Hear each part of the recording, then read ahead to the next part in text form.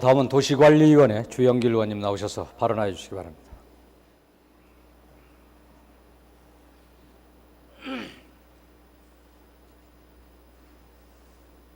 천만 서울시민 여러분, 허광태 의장님을 비롯한 선배 동료 의원 여러분, 그리고 언론 관계자 여러분과 방청객 여러분, 권영규 시장 권한대행과 강론 교육감을 비롯한 집행부 공무원 여러분 안녕하십니까? 강남 제1선거구 출신으로 서울시의회 한나라당 협의회 부대표로 활동하고 있는 주영길 의원입니다. 지난해 천만 서울시민 여러분들의 선택에 의해 살림 맡을 사람을 뽑아주셨는데 겨우 1년이 지난 이 시점에 우리들의 모습은 어떻습니까?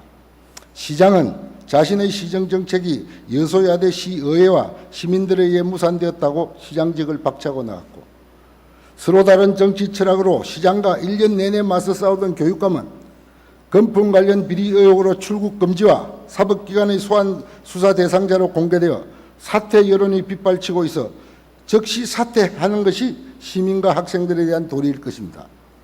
이런 상황에서 우리 시의원들과 공직자들은 시민들을 어떻게 볼 것이며 어떻게 다가가야 되겠습니까? 이것은 여야나 선출직이나 임명직을 떠나 우리 전체 서울시정을 담당하고 있는 모든 공직자들이 심각하게 고민해야 할 것이라고 생각합니다. 천만 서울시민 여러분, 의장님을 비롯한 선배 동료 의원 여러분, 그리고 서울시와 교육청의 집행부 공무원 여러분, 지난 1년 동안 의정활동을 하면서 발생한 서울시정의 각 주체들 간의 갈등을 타협과 조정의 민주적인 방법으로 해결하지 못하고 시정 공백이 초래되는 여기까지 온 것에 대한 자성의 변화, 향후 우리들이 해야 할 일들이 무엇이고 우리들을 선택해 주신 1천만 시민들에게 어떻게 다가가야 할 것인지에 대해 말씀드리고자 합니다. 서울시민 80여만 명이 서명 요청하여 지난 24일 실시된 서울시 주민투표에서 투표율이 개표 성립 요건인 33.3%에 미달된 25.7%에 머물려 결국 관련 법에 따라 투표함을 열지 못하여 단계적과 전면적 어느 안도 결정되지 못하고 원점으로 돌아갔습니다. 더욱이 이번 주민투표는 민주당과 교육감의 투표 거부와 불참 선동으로 시민들의 정상적인 의사표시 기회가 봉쇄된 민주국가의 선거사상 유례가 없는 가장 비민주적인 주민투표로 기록되어 우리들에게 많은 가죄를 안겨주었습니다.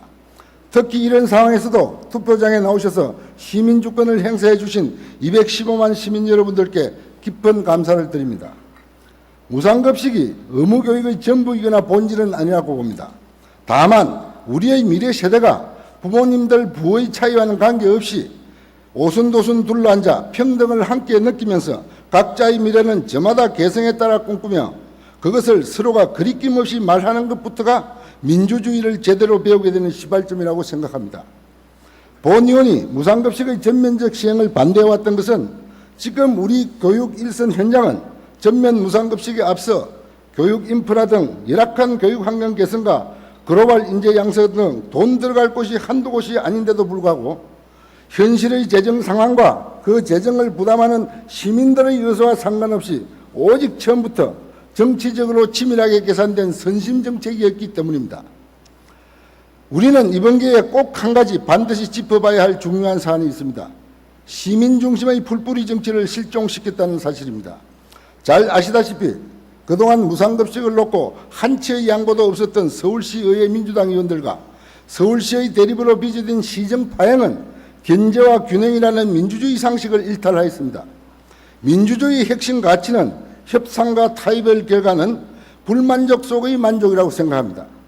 그러나 지금 서울시의회는 성자 독식 논리에 의한 올와 나싱의 게임에 얽매여 한 발자국도 못 나가고 있어 안타까울 뿐 아니라 시의원의 한 사람으로서 부끄러움을 금할 길 없습니다. 지금부터라도 여야를 가리지 말고 서울시의회 의원 전체가 민간 소통의 중심자로서 지방의회 본연의 사명으로 돌아갈 것을 간곡히 호소해마지 않습니다.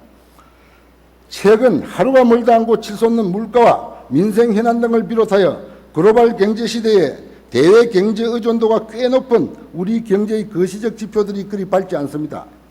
미국과 일본 등 초인류 선진국의 국가 신용 등급이 추락하고 있고 그리스와 스페인, 이탈리아 등 유로존 다수의 나라들이 국가 채무 불이행 사태라는 디폴트 위기를 맞고 있는 등 세계 경제가 요동치고 있기도 합니다.